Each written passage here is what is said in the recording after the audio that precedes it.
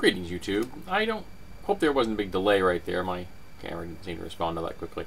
But a while back, one of my subscribers asked me a question. I believe it was Invisigoth who asked me this question. Which weapon would I grab in the event I had to defend my home? Specifically, which blade would I grab? And I thought about this. And of course, the first answer is whichever one's at hand. And in my case, that's a pretty wide selection. But the reality is, whichever weapon is near you when you find yourself in a situation and you need a weapon, that's the one you go for. But if I'm in a situation where I could choose, and there are other options not available to me, firearms or calling the police and hoping they show up in time, which is a last-ditch effort, but I'm hoping that I would have someone who could still be calling them. And I don't keep my firearms readily available for personal reasons. So blades and hand weapons are a more ready option for me. And I know people out there who have lots of different kinds of blades, from short to long. My friend Scala has just picked up recently, was it a Kriegmeiser, I think? It's a really cool two-handed German sword. It's really awesome. Not cheap, but beautiful, and I would love to own one. But the reality is I'm not going to be fighting in the field of battle. I'm not going to be outside fighting in a formation or fighting some kind of other hand-to-hand combat situation like that. If I find myself in a defend your home situation, I'm going to be defending my home inside my home.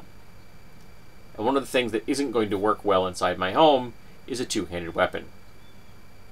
For example, I could grab my trident, which is awesome at piercing, but it's long, it's cumbersome, and the way it's built, it could be potentially grabbed by a brave assailant to try to take that away from me.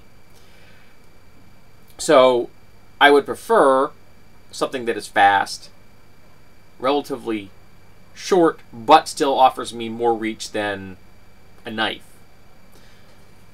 I would choose this. Here we go.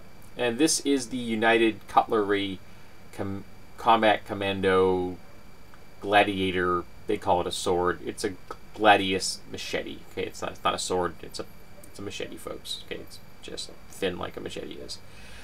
And it's not perfect. The grind of the tip is kind of the grind line is off center, but the tip is still in good condition. But the thing is, it's fast. It's light. It has a really nice grip that fits my hand very well. It has a butt spike, which is useful. I could have a lanyard on here, and I'm probably going to attach one at some point. But this is the reason. It's got a long, thin tip that would make incredibly deep, dangerous piercing wounds. This is going to cause grievous injury. And because I can thrust with it readily and easily because of this tip, because of the shape, because of this handle, my hand's not going to slip forward at all. So I have a very firm grip here, very safe grip. This would be my choice. I could strike quickly, repeatedly, and it's going to be very hard to grab this blade and take it away from me without causing the assailant a lot of injury to their hand. Which, again, puts them at a disadvantage. It continues my ability to defend myself. I don't think this is likely. The possibility I will ever have to use this kind of a weapon to defend myself is close to zero. I'm well aware of this. I'm not rampantly paranoid. But someone did ask me a question, so that's why I'm answering this question. Though I've been dwelling on it for a while, and I wanted to get this particular machete first before I answered the question, because I thought it was going to be the type of thing I would want. But there are other reasons that I would choose this. It's cheap. $23 from Walmart. I got free shipping because they had it shipped to the store. Because if you have to defend your home, there's going to be an aftermath to that. Law enforcement is going to be involved. They're going to confiscate the weapon you use in that event. So I want a weapon that I can easily replace. And I have nothing invested in it, essentially. 23 bucks is not much to spend, particularly if I am successful at defending myself, my home, my wife, my cats, and such. So that's a good choice. Another advantage of this is that because it's so cheap, you could outfit an entire group of people with these things if you wanted to. You could have your entire adult family members living in one dwelling, and there are people living like that, armed with these things, that's definitely going to deter someone who's trying to get into your home. If 2 or 3 people have these on them, they're probably going to decide that there is someplace else that they would rather be.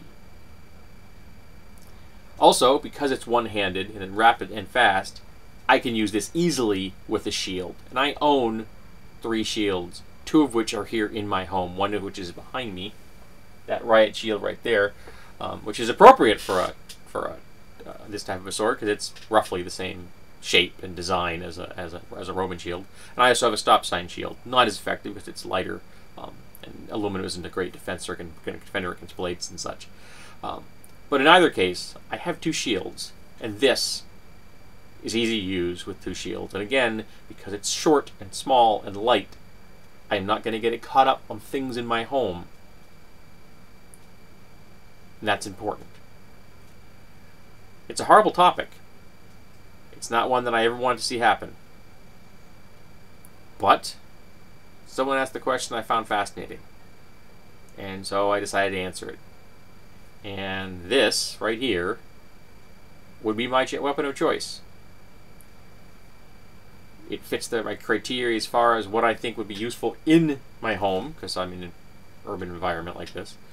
And I can easily replace it, because I'm going to have to. But the best thing to do is make your home less target friendly. For example, I live on the 2nd floor. My front door has 2 solid doors, both with locks, one with a deadbolt. This one up here doesn't have a deadbolt on it. I've contemplated putting one in. My other door I have defended with polypropylene shield, so it will slow someone down. It has a deadbolt on it. None of my windows are accessible except with a ladder. Again, makes it less likely that someone's going to try to enter my home through that particular means. So there are things you can do, and I specifically wanted to live on the 2nd floor because it's more defensible and because it's less target friendly. And I like that. None of my windows are accessible anywhere except with ladders. So I hope that Visigoth appreciates this. I think I may put this video up earlier than I normally would. Normally I do these type of gear videos, and I put one a week up. And in fact, at the moment, I have enough to put like the next 15 months are already in the can. And I've got about 20 gear reviews behind me piled up with packaging I need to do so I can get rid of the packaging. So I may just put this up next week for fun.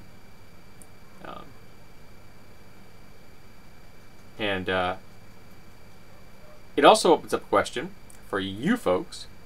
What would you choose? Particularly taking into account the laws that you have to live under in your country. Because people who watch this are all over the place. A lot of them are Americans in America. But in the places you live, what are your options for legal weapons? What happens if you defend your home? We have a defend your castle kind of a policy here in the United States, especially in New Hampshire. You can defend your home with violence if you want to, in other places that you can't, which appalls me, and is another reason I would not even want to visit, let alone live there. You can't defend your own home. That's an act of insanity. So tell me, what would you choose to defend your home with if push comes to shove?